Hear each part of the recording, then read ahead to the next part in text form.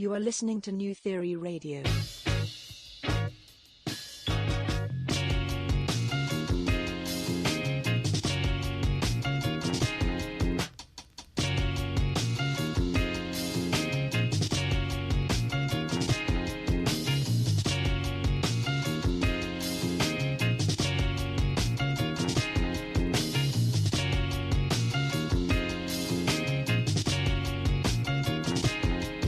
Theory Radio.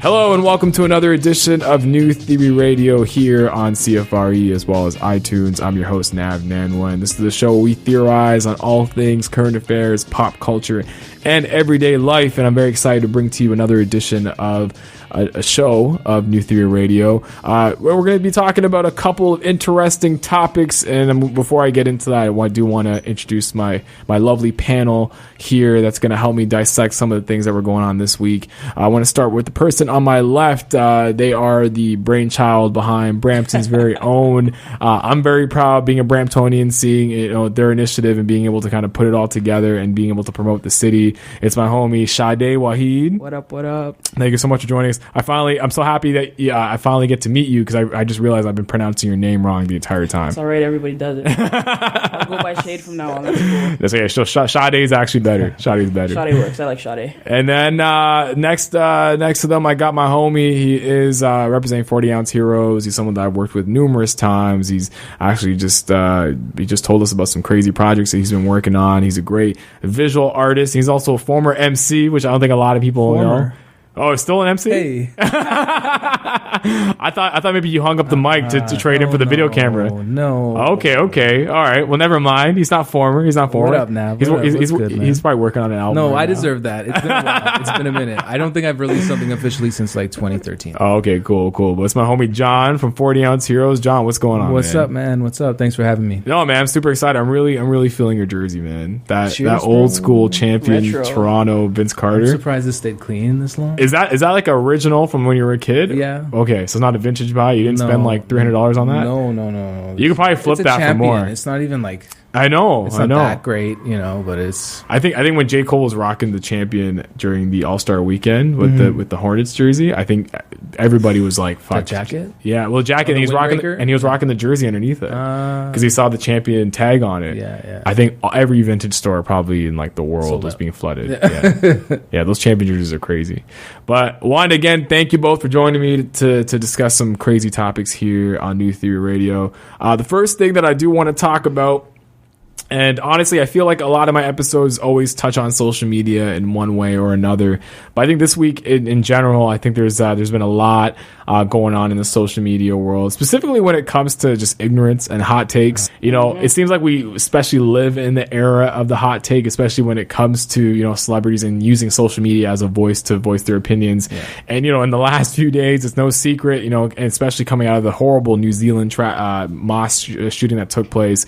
You've had an actress like Jess, hilarious, totally slander a bunch of Sikh individuals on a flight. And then most recently you had our hometown boy Daniel Caesar go on a bit of a drunken IG rant where he pretty much asked his black fans why they were being so mean to white people. So interesting takes all around. I think both were very unnecessary. I'm not a huge fan when you see celebrities who are probably not in the best state of mind on social media ranting, i.e. Kanye, but we're not going to talk about Kanye this week because we mention Kanye at least once a week on each episode. But I wanted to get both of your theories on this. I wanted to see, what's your theories on celebrities using social media to express themselves, even in states that are not totally coherent. And is this their fault, or is this the fault of maybe their PR departments not keeping tabs on them? And Sade, will begin with you. Listen, I'm all for freedom of speech. Daniel Caesar, he got on IG Live and spoke a lot of bullshit. And it's not something we haven't heard from him before, but he apologized last time. But I'm all for freedom of speech, but you got to understand that when you're a celebrity, you're on a platform. Yeah. Right? You're going to have fans that love you, but then when you say stupid shit like that, you're going to also have fans that are going to come at you and be like, where's this coming from? And then they're going to want to cancel you. So I think he said something about like, I don't care if you cancel me. This is my opinion. I'm right. You're wrong. Oh man. So of course he's gonna get backlash on that. But he obviously didn't think about that while I guess he was speaking. Yeah. Because again, he kept mentioning that he was drunk during the IG live. He was drunk, and to this day, he still hasn't mentioned anything about it. He's kind of just, I think, like commented on other people posting about it. But again, I'm here for the freedom of speech. But you got to understand that there's going to be backlash that comes with it. Yeah. And if you understand it and still do it, then that's on you. If you don't care if people stop listening to your music and you lose money on it, again, that's on you. But I'm sure he knew of the backlash was going to come, because even in the video, I think his buddies in the video, when he was saying certain things, they would just look at the camera and then look back at the screen, and look back at the camera, look back at the They're kind of embarrassed. Not like, one of them piped up. What's what's his hot take all about? Come on. And you would think one of them would be like, "Yo, Daniel, you're drunk. Cut it out." For a just bit. slap the phone out of his hand. But right? no, a lot of the things that he was saying was so problematic, and Well, especially with him, because he's still kind of new to all this. yeah. But the thing is, he said some controversial stuff in the past, and he got backlash for it, but he apologized. Mm-hmm. So he didn't apologize this time. But this time he said, "I'm not going to apologize." Yeah. He's like, "I'm not apologizing. I'm right. You're wrong. If you don't man. like it, then basically F you." Wow. John, what are your thoughts, man? Geez, like I look at celebrities' opinions on social media, and I also look at like the freedom, like a freedom of speech and being able to say whatever you want on social media. I think across the board, people are gonna cancel you. Yeah. You're not gonna, this is where we're learning as it's people, cancel culture, it's man. like Yeah. how easy it is to just on and off shit. Yeah. To like offend somebody. Unfortunately, like I went through a situation like that personally, and Really? I wouldn't consider myself a celebrity by any stretch, but to be involved in like this online confrontation of opinion, and it almost kind of pushes things in a direction where it's like, I'm going to stop following this person, right? Or I'm going to unlike this person or cancel this person, right?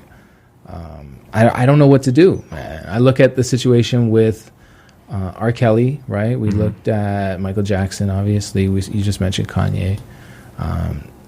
Kevin Hart's another one. Yeah, Kevin Hart. That was an yeah. example I wanted to bring up in the same breath, is like, he said some shit a while ago. He's a comedian, and he still apologized. And there's still people that hold that against him, right? And he lost that on big opportunities. It's nuts because every celebrity, artist, musician, whoever, always has a team that's associated with them to help them, drive that machine when it comes to their music. Yeah. And I always find it interesting, because having been on that side, working with artists from a behind the scenes standpoint, that when someone decides to make a move like that where they say something controversial, like every time I see Kanye tweet something outrageous, I do get a little worried about how the ripple effect it's going to have on good music or his family or whatever. I always want to put myself in sort of their shoes and sort of see, okay, well, how can I reach out to this person and be like, you know what, you need to chill out, you need to not, maybe social media is not for you, maybe it's worth not voicing your opinions. Do you think there's for example, we talk about Daniel Caesar's friends, do you think more could have been done? Like, you think his boy should have slapped the phone out of his hand? Someone should have been like, it's not the time to be doing this, especially in the state of mind that you're in. It's one of them at least should have taken that phone away from him. At least one of them. Yeah, that's why you have a team, right? Right, exactly. To stop you from doing dumbass shit. Yeah, and all they're good for. Right. Yeah. No, I agree, and it's that's even, all we're all good for. No, no, seriously, because you almost need that person to stop you. You have bad ideas, just as much as you do good ideas. But it's also interesting because do you think the fact that, like, actually just talking about Daniel Caesar, and then we'll get into Jess Hilarious. For Daniel Caesar, do you think this is really going to have a huge impact on his career, considering the state that he's in right now and the fact that he's coming off? He just won a Grammy recently, I believe, as well. Well, the whole no news is good news idea. Yeah, I don't think that's. I mean, maybe it's true in this case, but like now we're talking about Daniel Caesar in the controversial light. Yeah, that's true. And that's bad for anybody. Yeah. Like, look what it did to Justin Bieber early on, where he's like peeing in a mop bucket. Yeah. And, like he overcame it because he's a superstar. But I think Daniel Caesar is also a superstar. I think he's going to push through this. But this is a challenge for him, just like any other artist is going to face in the next 5 years or 10 years. I wonder if he's even seeing it as a challenge. Because, I mean, he hasn't spoken up about it yet, and he had a really I don't care attitude. Just ignoring it?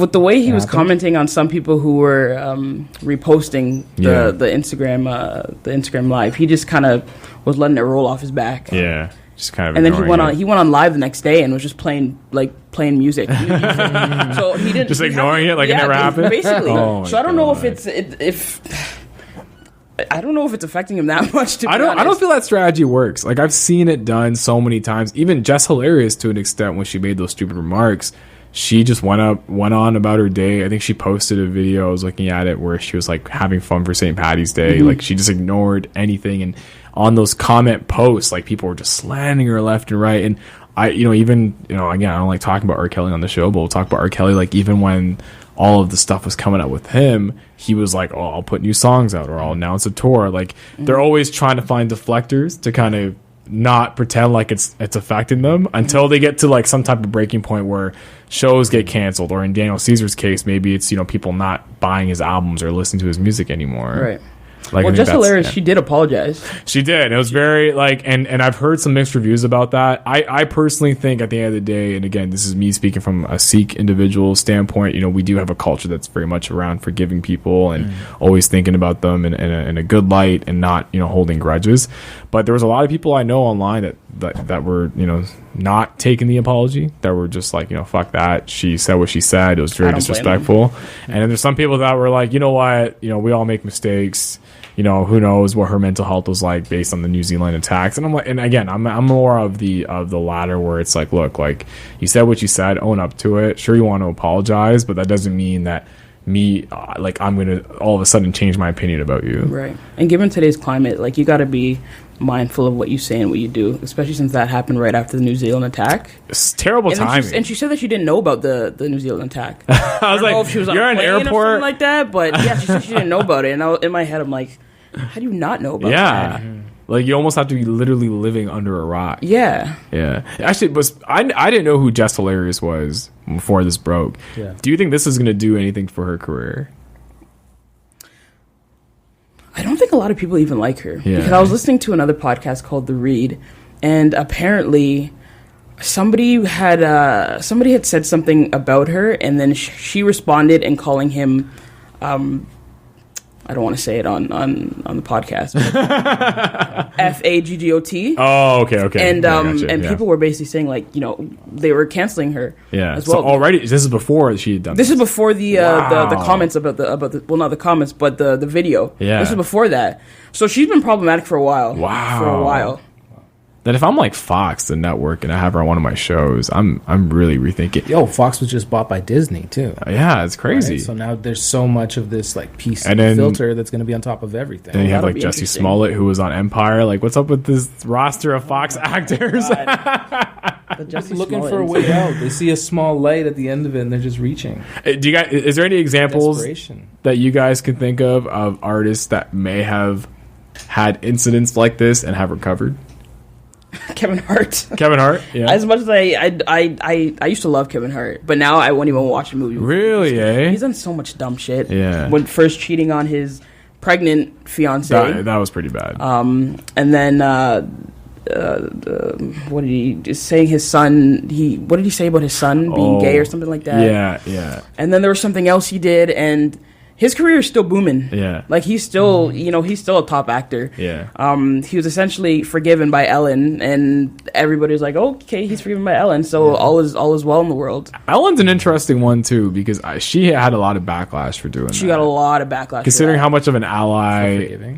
Well, yeah, and considering how much, how much publicity was there in the mid-90s when she came out, and then she's always been that sort of strong LGBTQ ally.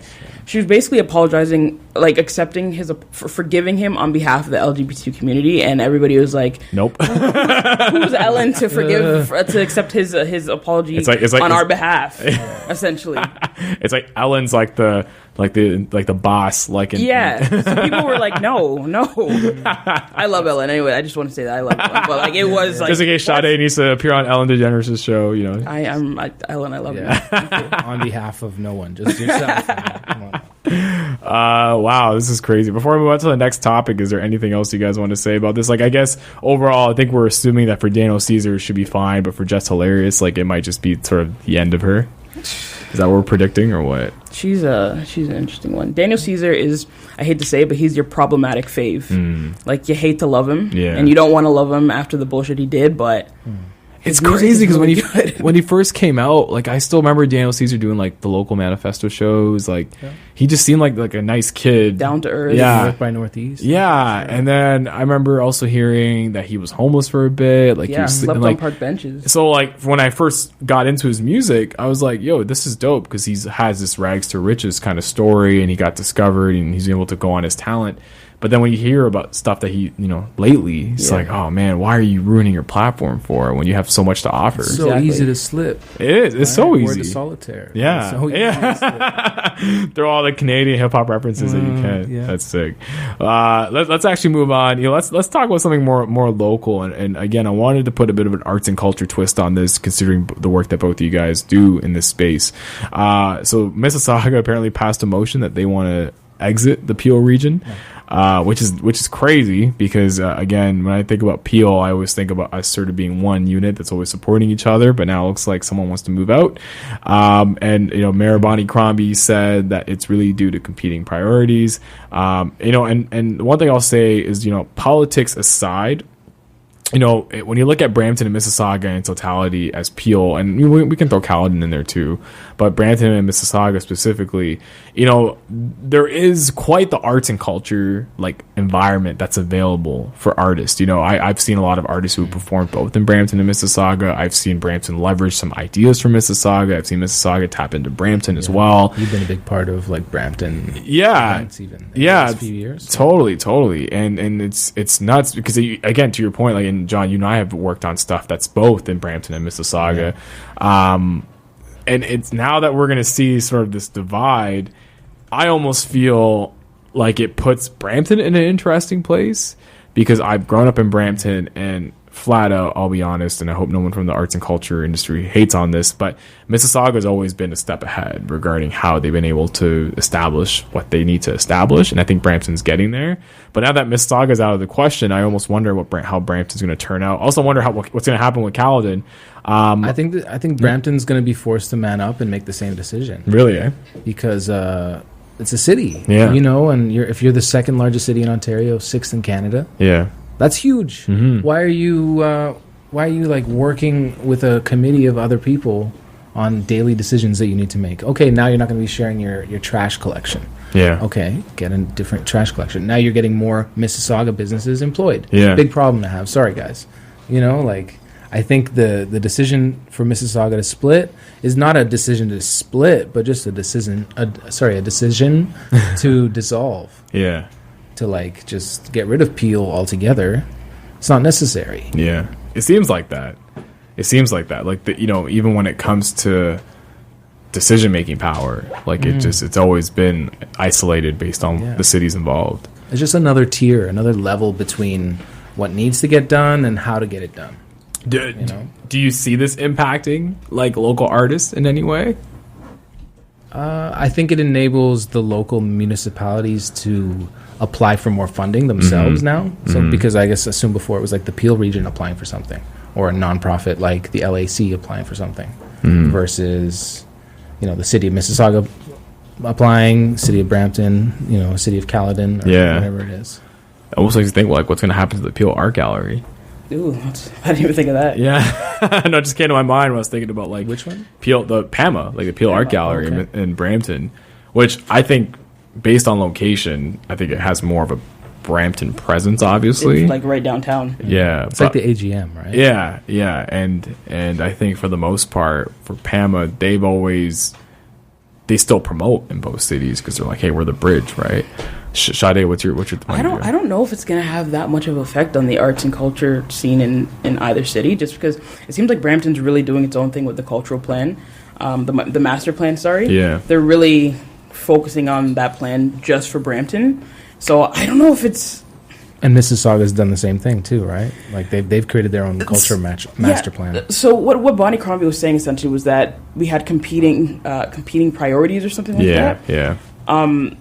And yes, Brampton and Mississauga have been essentially piggybacking off each other for a while, but I feel like when it comes to certain services, we kind of do that separately. And the only thing that really unites us is when it comes to making major decisions for Peel and being in the... Which include what, like roadways? Peel body as a whole. Yeah. What's going to be interesting is that if Mississauga were to leave Peel, because I think I read that they put 85 million into Peel as a whole, and they want to essentially use that 85 million on the Mississauga residents, which makes sense. I mean, you're putting a lot of money into it. Totally. It makes sense to use it on your residents. Yeah. Residents. Yeah, That's residents, what I'm using. It makes sense to use it on them, but at the same time, it's like, what's going to happen with Peel Regional Police? They're going to have to create their own police force. Yeah. What's going to happen with, like you said, the garbage? They're going to have to find their own dump site. It's almost like Brampton gets like the short end of the stick here. Brampton always does. Yeah. What do you think of the mayor of Brampton asking for like reparations in a sense? Yeah, he's like he said Mississauga is going to be in debt to Brampton or something. Yeah, he's asking. I guess for everything that we put into essentially the Peel.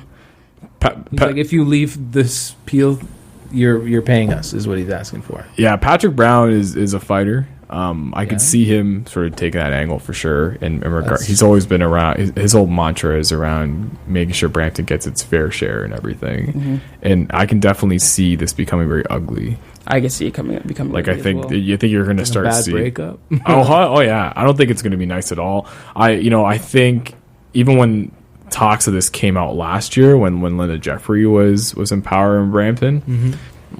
I remember at the time Linda herself wasn't too happy with that because she saw the unity that was created between Brampton and Mississauga, and she saw the benefit of it being together.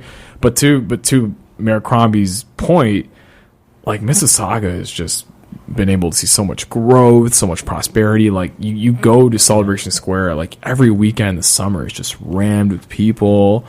They're getting big artists showing up. There's talks of sports franchises coming here.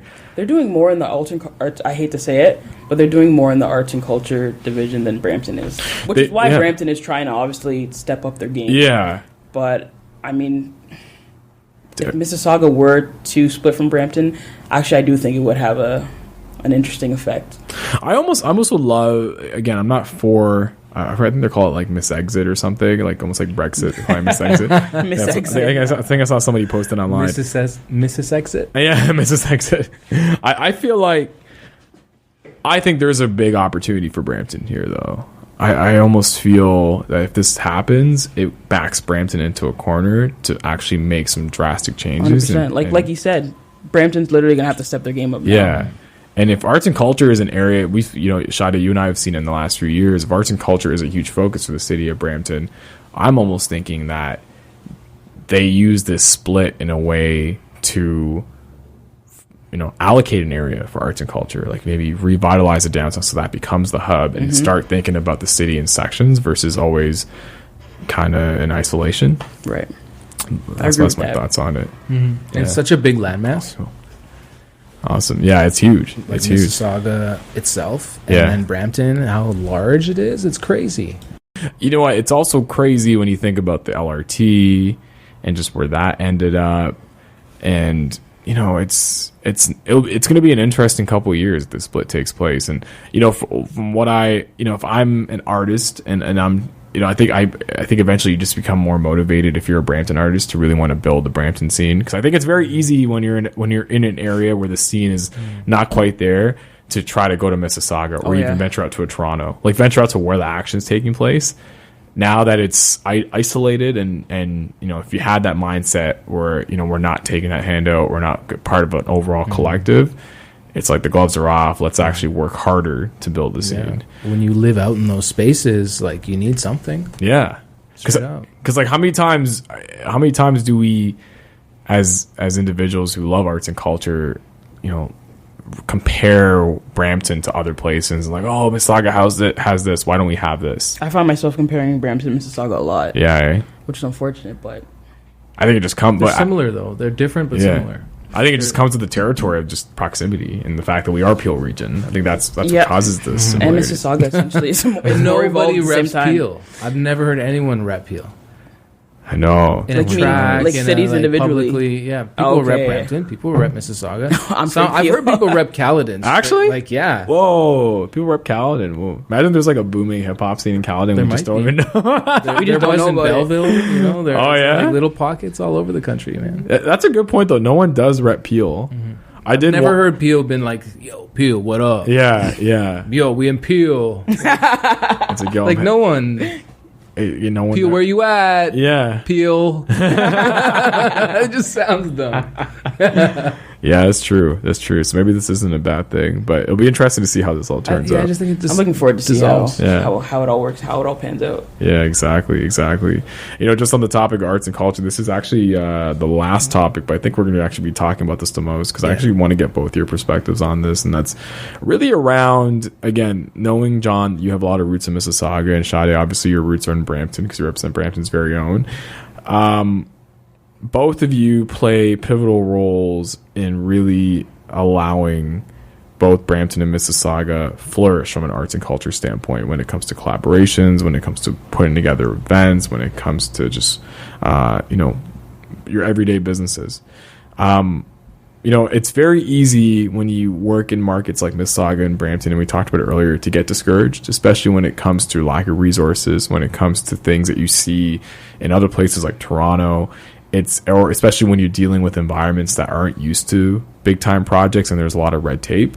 So I wanted to almost get both of your theories on how you stay motivated and patient when it comes to working in these areas. Do you find that you get discouraged a lot when it comes to wanting to do stuff, and do you end up taking your talents elsewhere, or have you found effective ways of being able to navigate within these areas and being able to, you know, make a living based on the work that you produce? I've been blessed to work with a lot of interesting quote unquote mentors. Mm-hmm. Not an official mentorship necessarily with some people, but like just to rattle off some names that kind of help build the experiences and help me see like ahead of where I was at. Because when you're at the bottom of the staircase, you kind of want to see what's up there, right? Sure. Like you have a goal, but you don't know what's going to happen. But like working with people like Che Katari from Manifesto was like so inspirational in a lot of different ways. You know, working with people like Michael Prosserman, and then Frost, who for me, Frost was the Mississauga connection at first. Mm-hmm. Frost was the guy that was 20 years deep in Mississauga at that point, putting on B-boy shows, working at City Hall, trying to get, you know, there were situations where B-boys are dancing in the LAC or in City Hall getting booted.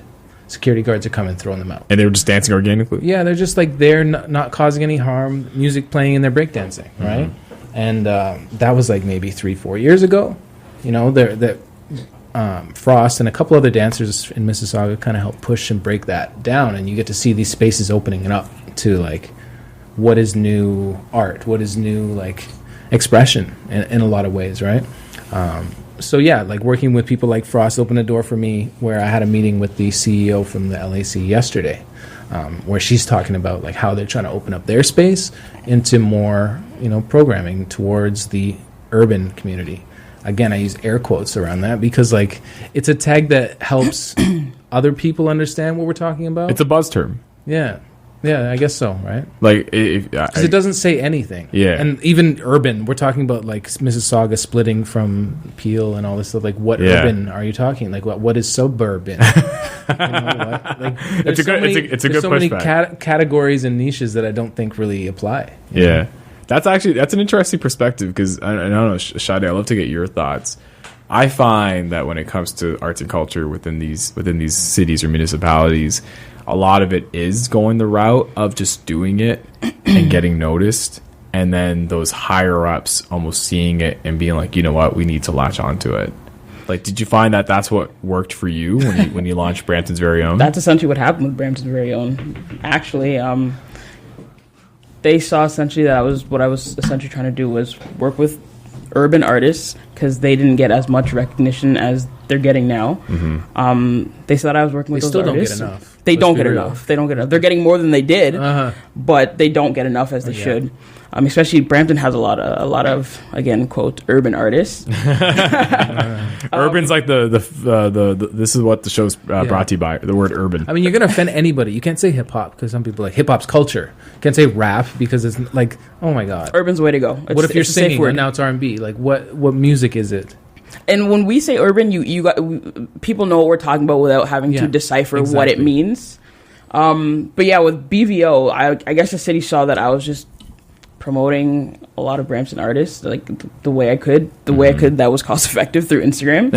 And then they just hit me up and essentially, we're going to put on a series in the Rose Theater, and you seem like you have a lot of connections with a lot of urban artists in Brampton, and we want to give you this platform.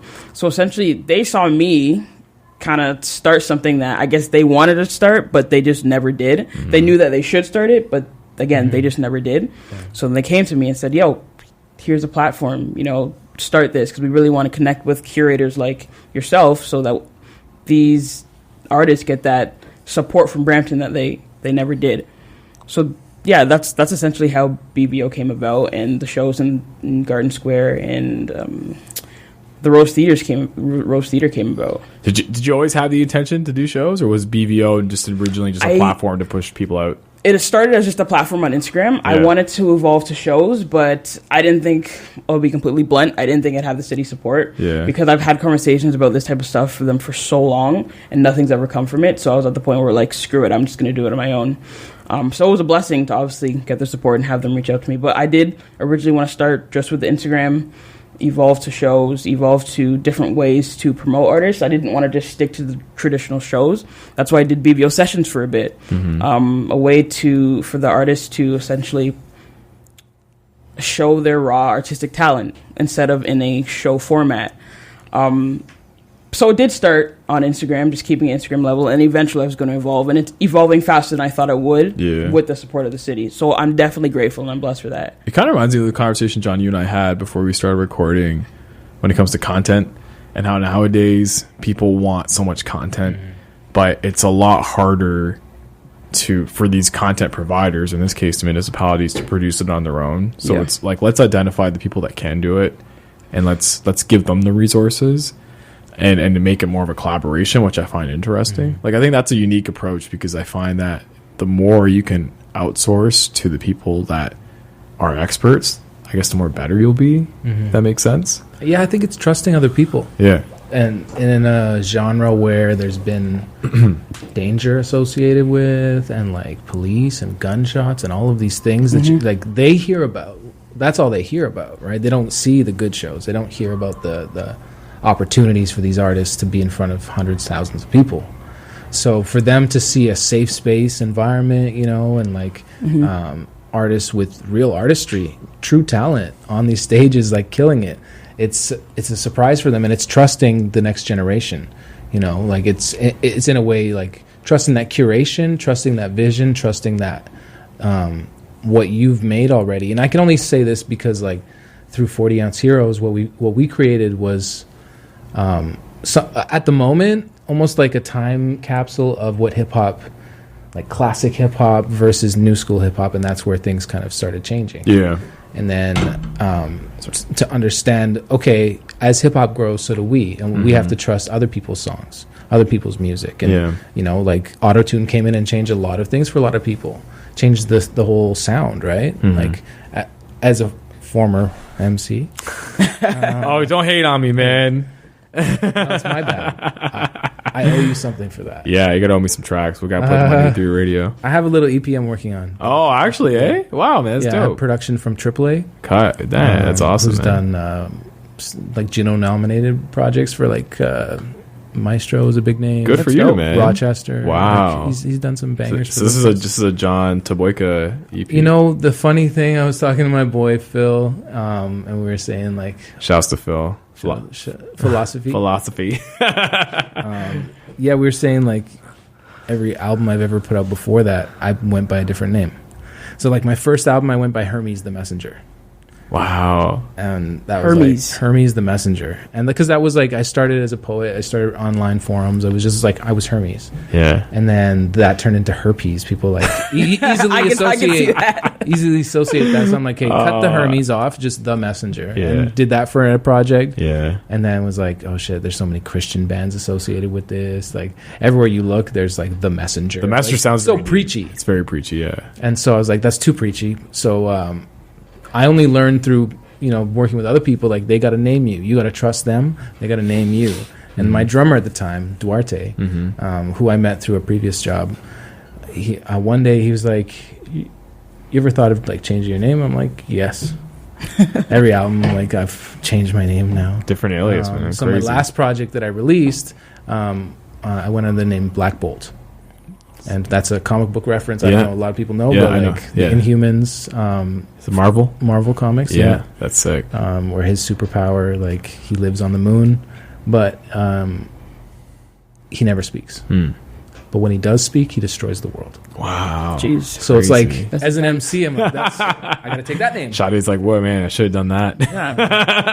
Let me try and spit something. Word to Stan Lee. That's sick. And so I felt like if I'm going to be an MC, like that's how I have to treat it. That responsibility that if I'm going to rap, like I have to break the world in a way. I just love, like, going back to what we're talking about, I just love that we have Living Arts Center and Rose Theater embracing urban music. Yeah.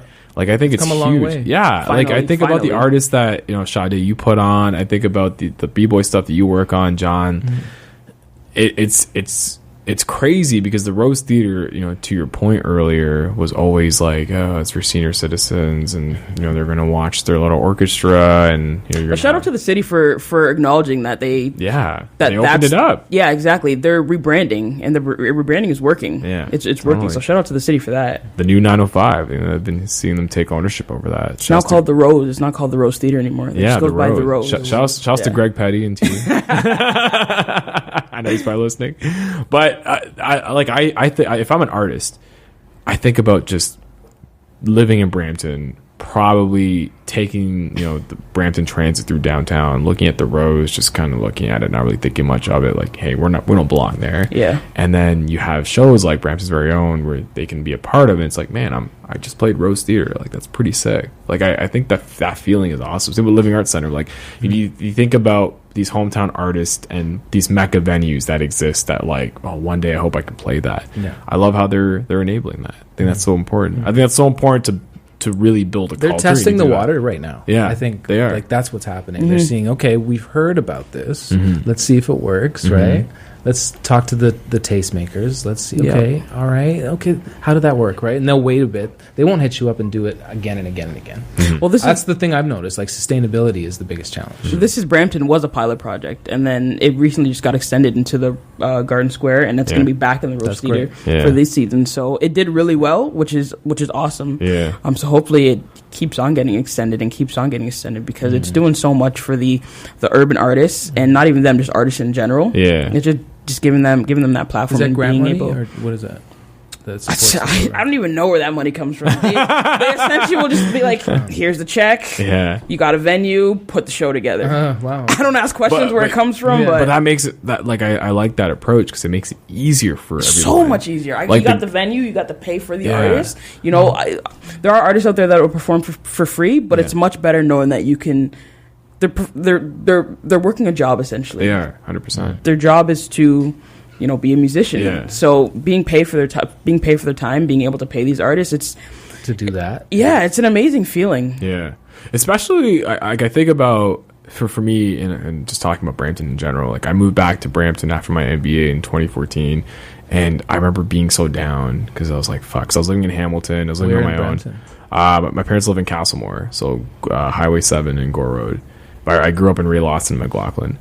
And it was my first time being home after like a long stretch in university and just being so down. I was like, I didn't want to go back there. And it wasn't until I started linking up with like Lab B and some other individuals that I started to feel the energy that was in the city.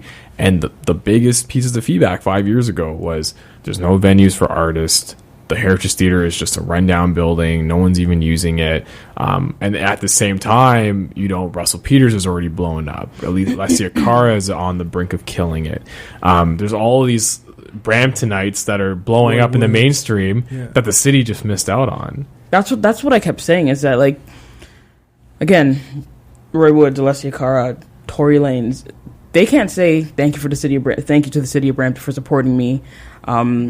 They can't say... They're thinking flow. Exactly. They're thinking Toronto. And it's like, doesn't that say something about the city? With these people grew up in the city, but they're shouting out other cities because you never supported them. Or claiming Toronto? Yeah. Like, is that not a problem? Is that not problematic? And that's what I hated, and that's what I would always bring up to, certain people that work in the city, that, with BVO, that's what I was trying to do, create a platform where, these artists can... have the opportunities to perform, and then when they eventually make it big, they can say thank you to the city for giving me that platform to perform, giving me the opportunity to present my craft to different communities. That's what we need to start striving for, because we didn't do that in the past. Mm-hmm. That's why I push too, is to document that, to show people here's what it looks like. We only had 100 people in the room, 200 people in the room, but now everybody can see this online. Right. Yeah. Right? I think being able to broadcast that message so easily now, live streaming. The irony, but yes, our live stream today unfortunately didn't work, but whatever. This will be you'll probably listen to this on iTunes. But no, that's a good point. And I think about, so here's my hot take that I have for the both of you, because I've been very ingrained within Brampton, but I've also hosted events in Mississauga. I find, and Shadi, maybe you can attest to this with what you're doing, I find that a lot of the artists in Mississauga, there's more unity there versus a unity in Brampton. Like, I find that in Mississauga, I see the same artists showing out for the same people. When I go to Brampton, I see there is this Brampton mentality where people like to flake. And I sense that at certain venues and certain shows, you'll see some artists, but then you won't see them supporting each other. And I wanted to get your perspective on that. Do you think that exists or no? Yes and no. Okay. Why? Yes, I like the reason why I say yes is because I went to I don't remember what show it was. Scotty performed at it. Oh man, what is the name of the show? I don't remember, but I saw OSOT come out. Okay. A bunch of them came out to support, and I honestly see OSOT out everywhere. Yeah. Everywhere. So I know those guys are always out supporting. Scotty too. Scotty and his crew. I see them at a lot of events too. Yeah, the Stay Late crew. They're always out supporting Brampton artists as well. So yes, in that sense, but I do get what you're saying, where it's not an every event situation where you go and you be like, oh hey, there's so and so. There's Rico, or hey, there's Tremaine. You know what I'm saying? So yes and no. I haven't really been to a lot of Mississauga events, so I'm not. I don't know too many Mississauga artists. Because you're Brampton's very own. There's not very many. There's not a lot. I think Brampton has a higher concentration of them. Actually, I've been introduced to 3 different camps of Brampton artists. Like, I've had a chance to like kind of work with Scotty. Yeah. You guys, like Moving Cool and like that. Noise, shout out to Noise and Dusty. Yeah. Be Magic. Like, I think those crews coming together. We even saw it at Monster World Mashup, right? Like that on stage kind of mixtape. I think that's what I was talking about. Yeah, Monster World Mashup. That's what I was talking about. Yeah, that was a crazy show. That was a good show. I remember when I put that when I was working with Vikas on that, I told him, I was like, hey, we're doing this Brampton festival. You got to get the most Brampton collabo ever. And those guys, like, man, those guys were literally in basements recording music, and then for them to perform at the Square was a big deal for all of them. I remember just them really appreciating it, because they've always sort of been interconnected. But I was going to ask another question. I don't really see a lot of artists. I don't see a lot of artists in Mississauga like that. Yeah, that have these groups. Like, there are certain crews, like Ground Illusions crew, which is a breaking crew and also a rap crew. Like, most of them rap really well too. But I'd like challenge me, like, I'd love to meet more Saga artists. There's a few that live in pockets, like you said, in basements and stuff, but I think Brampton's done a better job of, like, because maybe there's more isolation between Toronto, where you don't get, like, sucked into the void. Yeah, like, Mississauga had Rich Kid, man. Like, Rich Kid for a true. While. Ridgeway. Yeah. Like, all of that. And, like, Goudini's still putting out work. I don't know if he's, like, still Saga. But that's an interesting point. You definitely see more of the posse collective in Brampton, and I guess a lot of that comes with the sort of the DIY mentality that exists of wanting to put together music and wanting to do it in a group. Then in Mississauga, I don't know, like, is it because you guys have Metalworks and you guys have resources? Yeah, we don't got a big name studio like that in Brampton. Yeah, and it's also nuts. Like, you think about lately, a lot of talent obviously has been coming out of Brampton more than Saga. I think the last big Saga artist, is it Party Next Door? John River, He's coming back now. He's with his album. His album just released. I know he was. But like Billy Talent, like there's other other bigger mainstream ones. Yeah, other genres. But then City of Brampton obviously has been on a bit of a run with Alessia and Roy and who knows who else is going to come out of the woodwork. But no, it's interesting to look at both cities and just the arts and culture scene and how it's intermingling, but how it's also separate. I guess the last question I wanted to ask you is what have you found most challenging when it comes to but when it comes to trying to build an arts and culture scene in your city? Ooh, that's a good question. Wow, in what sense? Maybe we can break that down. So I think that involves a lot of different things. So what have you found challenging when it comes to putting on your own initiatives, as well as what have you found challenging when it comes to rallying people together? And then ultimately, both of you run businesses for the most part. What has been the most challenging thing that you've dealt in regards to showing the value you can provide? So I guess let's break down into 3 different areas. For me, again, I appreciate the city, obviously, for providing BVO with that platform for the shows in the Roast Theater. But putting on projects by yourself and trying to get the city to back your projects rather than you backing their projects, that's been pretty difficult. Because with BVO sessions, I don't know how many people I reached out to the city about it, saying like, this is in line with the culture master plan, and I had a proposal and everything, and I'm like, this is in line with it, but I just need support to keep it going. Because I did 6 sessions, and those are so expensive to film. They're so expensive. Yeah, they're very high quality. So high quality that like you can only do so many out of pocket. So essentially putting on your own projects that are not in line with what the city is already doing, it's hard getting their support in that sense. And it's a bit discouraging, but I mean, if you really believe in what you're trying to do, you're going to find a way to do it on your own. I feel like you have to almost incept the idea with the city. Yeah. Where you've got to be like, wave the hand and be like, this is what you want. Exactly. Right? Yeah. Like 6 months earlier before you even want to do it. Here's the preview of what I'm doing. I want to do more. Here's a little taste. Into knowing what they want based on the fact that they know what they want, right? They just got to verbalize it. And oftentimes, we can just deliver. Yeah. I'm still in the process of trying to get the city to back BVO sessions. So if anybody from the city give me if anybody's listening, send me an email. Back BVO sessions. Back BVO sessions. It's coming back sick. though. It is coming back. It is? Okay, it's going to be a different environment. Okay. Because it was very studio focused last time. It was. So it's not going to be studio focused this time. So for those that are not familiar with BVO sessions, what was it?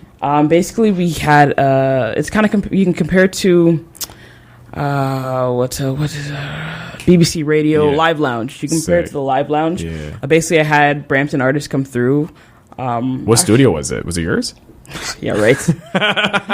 Sade's basement. No, that was at the Rose Room in downtown Toronto. Crazy! Wow. Yeah, trust me. I wanted to film it in Brampton, but trust me, I wanted to. What options do you have? Right, that's the issue. Yeah. I really wanted to keep it really Brampton based, but I had to literally go out and find a studio that could do it. It's crazy because Gem Sound, I think, and Lab B could have been a good spot for you eventually, but then that didn't come to fruition. But so. If it was bigger, the thing is that I considered it, but it was too small. Okay, yeah. Because I needed a space where I needed a live room, essentially, that could house a full band. Yeah. Right? Yeah, and with the Rose Room. And a film crew. And the film, exactly. They had to have the lighting and stuff. I think I put a picture online on my personal account showing, like, how big the room had to be. Crazy. So basically, it was an in-studio performances with a live band rendition of their singles, and then they'd be interviewed by some of the hosts in Brampton. So I know we had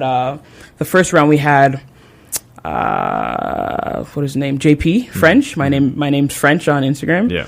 We had him for the first round. The second round we had Pure Enthusiasm, Jermaine Kent, who hosts the. He's so funny. He's funny. He's a comedian, right? Yeah, he hosted In the Skin as well. Nice. In the Roast Theater. Nice. But he hosted the is he the Crack open Me Up mics. Comedy? What's up? Is he the Crack Me Up Comedy guy or no? Is that someone separate? No, he's I don't remember the name of his production. It starts with a J. Yeah. But he hosts the open mic nights at... I'm forgetting names now. It's a restaurant in downtown Brampton. Oh, I know which one it is. Do you remember the name of it? Yeah, it's right. Golden Stool. Yeah. Golden Stool. Yeah. So Golden Mic Thursdays. Yeah. So we had him come out and interview some of the artists, and we had Romeo on it, we had Rico, we had Juliet, we had Denise, she's from Milton, and we had Scotty. Scotty did our first one. Nice. So basically, yeah, I just wanted to capture raw artistic talent with no like auto-tune on the vocals, not too much editing on the vocals. So that's essentially what I did with the first 6 sessions. Sick. And I wanted to keep it going, but I'm telling you, That's so hard. it's I know. so hard. I've done that for. We worked with a company called Monstrosity. Yeah. Shadow Vikas. Yeah, Prakash Kohli. Through Creators at Play, we actually built the same kind of program where we brought in studio band. We worked with Noise. Yeah. Was there. There was a lot of big Bollywood artists we were blessed with. That was the MAD program. Yeah, the MAD program. Yeah, Monster Arts Development. Very similar. We had support from the OAC, City of Brampton, a bunch of different organizations. And now into our 3rd season, it's like we're question marking that. You know, like there's no succession plan. I think go back to the beginning of what you were saying earlier is like, what if that grant doesn't come through, right? And we find ways of doing it. I'm sure you can relate to just like, all right, out of pocket. Yeah. I got to do this. Like, you gotta keep it I'm going. 90% of the way there. Yeah, and a lot of those decisions aren't out of pocket. Is really just kind of keeping the momentum going. Yeah. Because It's so hard. it's so like It's really it hard. is. Like I'm It 5 honestly years is. deep with 40 Ounce Heroes, Yeah. and like there has been a few years where we've had to leverage different skill sets to keep going. Yeah, I know what you mean. You know, whether it be through fashion, or Yeah. whether it be through video, or whether it be through just like curation and programming. I feel like that's the challenge when you run a entity in the arts and culture You need world. to be a switchblade. Yeah. Where does switch be? Yeah. A switchblade. You have to have different talents. Yeah, you have to wear many hats. You also have to really grind it out and see things through because it's very easy to get discouraged. It's so easy to get Yeah, discouraged. like I'm sure there was moments in both your careers, even when I've done stuff like this, where it's like, oh, like who's really paying attention, or like, is the investment really worth it? Like, you know, could I be driving downtown to go film this session, or could I be, you know, chilling at home taking a nap because I'm like tired, right? Like it's the constant trade-offs that people feel, but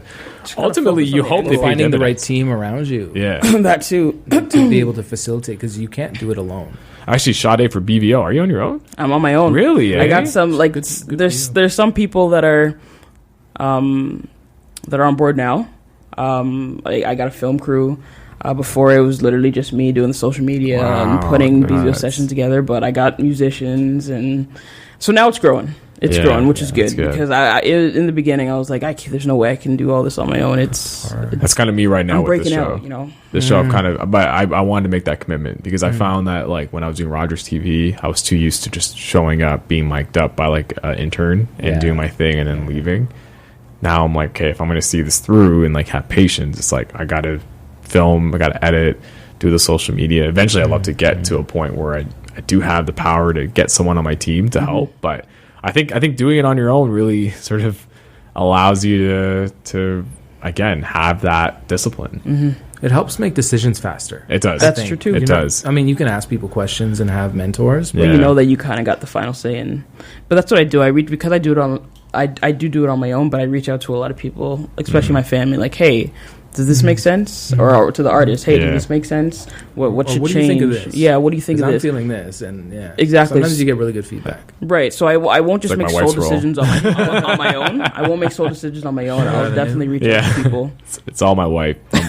She's always there to put me in check because she's not in any of this. She's an introvert and she's like a consultant, so she always just like, honestly, what are you doing? Leave me out of this. Yeah, just I could be behind the You scenes. guys got your reviews of the movie? Yeah, we got to do a little movie review. I forced her to do the movie review podcast. Random but movies. it's funny because she actually added that. She added that to her resume as like an interest. Oh, movie review podcaster.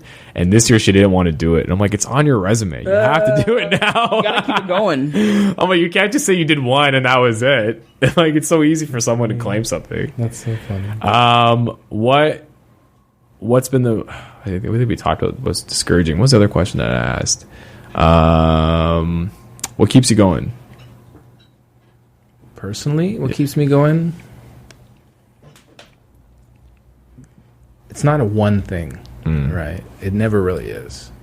It's got to be a balance of different things. So for me right now, it's, you know, the family that I'm blessed to be able to start growing. Yeah. Like my wife and, you know, my really close friends that I've been able to build a business with too. It's like, okay, I think what keeps me going at the end of the day with the arts and culture that we're talking about today and like the urban scene, just there's that word again, me. urban. I hate that word. It's so stupid. Like, I'm from Calgary. Like, Calgary is considered urban. Like, no, it's not. You know, like You guys had Condensed Weapons from Calgary. what's that? Condensed Weapons from Calgary, isn't he? Cadence Weapon. Cadence Weapon, sorry. He There you butchers go. everybody's I just name, right? fucked it up.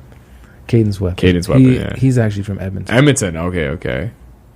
He's gone through quite the change too. But no, I think just to go back to the question, like what drives me is to see a next generation not just be in vain of itself. I think learning and seeing what I've seen with hip hop is like, or our arts in general, is like learning from the history, the collective history that we are documenting straight up. Like whether it be a live show, whether it be a podcast, whether it be, you know, whatever. It's like learning from that experience, taking something from it and doing better the next time, and not just recreating the wheel every time. And I think a lot of younger people want to like take that pride. And I kind of shed that skin a while ago, where it's like I can't be the name or the face or I can't be trying to build just me. It's like, what am I trying to build that can be succeeded beyond me? It's a legacy. Yeah, and Nice. I think the 40 Ounce Heroes as an organization, as a brand, like we've really freestyled a brand in that sense, like where we've created clothing out of it and in different markets now, like in Winnipeg, and like it's wild. Yeah, aren't you selling some 40-ounce stuff in Winnipeg? Yeah, we sold some stuff out of Friday nights. Yeah. We went there for the Northern Touch Festival, and Yeah. we left some stock with him, and he sold. I've seen some like Instagram photos of different people in Winnipeg Sick, wearing man. shit. I was actually in Winnipeg last year when I was working at my previous job, and again, that's a market where if you're a hip hop artist, like I find in those markets, you have purists, man. You have purists that just love the culture because they're not getting what Toronto or a Vancouver's getting. I see in a Winnipeg, I see like a Brampton of 5 years ago, where they're learning about, hey, there's actual like shows we can do, and there's like a community of us. It's not Yeah. just me in my basement doing this. Yeah, right? it's not me just looking at other communities and wishing Let's I was there. collaborate. Let's collab. It's almost become cliche. Yeah, like totally, I see on message totally. board. Let's collab, fam. Like, you know, it's. Let's collab is like I remember when Screwface was the thing. Right? Let's collab, fam is a meme. Yeah, Let's Collab is like the universal DM for any musician. It's wild. Like I love it. I love the energy behind it. Yeah. But yeah. Sade, what about you? What keeps you going? I mean, retweet basically everything. Retweet. He said. What a cop out. Yeah, I got nothing else to say. What he said. No, I'm kidding. Hit the like button. Basically, knowing that you're making a difference in the people you work with in their Yeah. lives, and in their artistry, and knowing that you're helping their career develop, and knowing that you're creating something that is beyond just you. Like with BVO, I never put my face on it because I never wanted my face on it. Actually, I was just saying that it was my first time meeting Sade, who I thought was Shade. And I always I always wondered, because again, being so in tune in the Brampton scene, I always felt like I knew of all the, I don't want to say all the players, I guess, but like all the people that are doing shit. Like you pay attention. I had no idea who's behind BVO. I was asking my Came out of brother. nowhere, yeah. Well, came out of nowhere, but was coming out with dope shit. And I was like, man, who is Brampton's very own? And why have I not met him or seen them at any events? And then I just was like, fuck it, I'm just going to DM and hopefully you guys respond. Hopefully it's not like a bot account. Yeah, no, I purposely did that. I didn't want my face. I didn't want my name on it. Yeah. Even when I put on the shows, I don't speak at the end of it. Obviously, I'm grateful for everybody coming out, but I let the MCs do the thank yous and all that stuff. I don't get up on stage because Wow. I don't want You people should. to know it's me. I don't know why. I just kind of want the artist to be the face of the brand. I was even like thinking about, if I come and do this podcast and I've revealed myself. You know what I mean? Like, it's L. If you want in post, I was gonna say like in post, I can probably like put like the low voice, like blur my face. Hey, what's going on? My name is Sade. It's like a low voice effect every time she talks, and still no one knows. But yeah, I was even thinking about that. I'm like, nah, fuck it. Like, I'll No, put my but on the real, you should, and not in a like should way, but like to get on it right away. But like you'll look back and you'll want that. like You'll get a photo of you on stage or something. Yeah. You'll have those moments where you can like not only remember but also inspire. Well, this year I'm slowly gonna, I guess, kind of attach myself to it. Yeah. But it's gonna be a slow rollout thing. Like, this podcast is step one, essentially. Awesome. Well, this is step one. Thanks for for revealing yourself here on the podcast. Can you put a gunshot in post? Yeah, put a little horn. But I really commend you for that, because I appreciate it. I'm not gonna lie. I've seen a lot of people. I won't name names, but when they start entities, they put themselves right at the forefront, and they're like in everything, and you know they're the king or queen of the humble brag, and you know, and if you go on their social media, it's like everything good in the world is happening to them, and they're breaking barriers and breaking records, and at some time, like, even though like you may think that the outlet that they're producing is good, you just get annoyed by the person, which ultimately like turns you off from everything that they're doing. It's funny, that almost brings things full circle to what we were talking about earlier. Yeah. About social media and like the way that you would form an opinion about something. Yeah, exactly. You see somebody on your timeline and they're always happy. Yeah. With their babies. Yeah. And their kids, and they're just happy. And they're like, it's so monotone. It is. And like that's the message they want to spread of themselves. Right. But you, as a consumer of that media or that like opinion, you've really got to look at it and be like, do I give a shit? Well, like, why is this part of? Do I cancel that person? Yeah. You know, and like I know a lot of people unfriend unpopular opinions too, right? Especially when people go into arts and culture or even media industries just for selfish reasons. Like they go in there because like I want to build my own public profile, and I really respect the way you're going about it, because it's a way that not a lot of people look at a way they should put themselves out there. Normally, it's I'm the face of this. Here's what I do. Here's what I provide. Buy into whatever I'm doing, and then it's off to the races, hoping that they appear on every single panel, and you know they're doing talk shows and shit. Like I think the way you're going about Sade is actually pretty dope, because you're letting the content speak for itself. Exactly. That's what I wanted to do. I wanted the content and the artists to essentially just speak for themselves. Yeah. And then for 40 Ounce, you guys have always been just a collective. Mm-hmm. Like it's never been one for all, or like one person at the forefront. It's always been, the full. Well, if you would ask the team, like if you ask like Ronnie or Phil or Mike, I think they would point in my direction. There's been a lot of times where I've kind of made sure that things happened. Partnership with Jesse, for instance, like the Hustle series. That was really something that I helped make sure that happened. Because I think it's important to put a spotlight. Totally. There's not like, I look at that bill, I look at those artists that play, and I'm really excited for this month. Like I don't even know their music, but I've seen music videos, and I'm like, wow, this person's from Montreal coming to Toronto for their debut. It's like cool. Like I love to be a part of that. Yeah, it's a good feeling. That's sick. I think it's a good way to wrap up. I think it's great that we brought it all full circle. I wanted to thank the both of you for joining me here again. Apologies that this wasn't live, but you guys will definitely be back for sure. Feels live though, right? Yeah, all the way live. All the way live. Actually, the next time we'll have you on, John. We'll premiere your one of your new songs. I mean, I feel like you should drop a quick freestyle. I see you do it right now, man. Come on, we'll get Sade to make a beat. You got a beat? No, I don't got a beat. Oh, stop! I don't got a beat. Actually, if you want, if you got a beat, let's rap. Let's do it. Unfortunately, I don't have a beat, but maybe we can do this off air, and I can record it and post it on the gram or something. A special New Theory rap. But no, I wanted to new segment. Yeah, I know. And then we'll get. Actually, you know what? We should get them on a BVO session.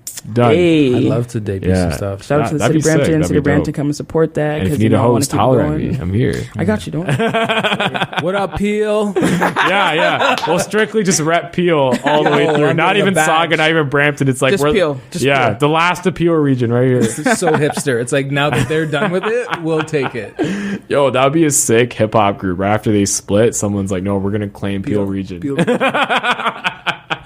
Yo, done. We're taking that. But anyways, I wanted to thank the both of you for joining me. Actually, Sade, how can people reach out to you? whether it be your personal accounts or BVO? What's good? I'll put the BVO account out there. Instagram, Brampton's V Own. We don't have a Twitter. On Facebook, Brampton's Very Own. And those are the two for now. Just Instagram and Facebook. Yeah. And you got any shows coming up? I know you got so much stuff on. Yeah, we got some shows coming up in the summer, and then we got some in the fall as well. Wow, and for the shows this year, actually, we're gonna do a submission process. Sick.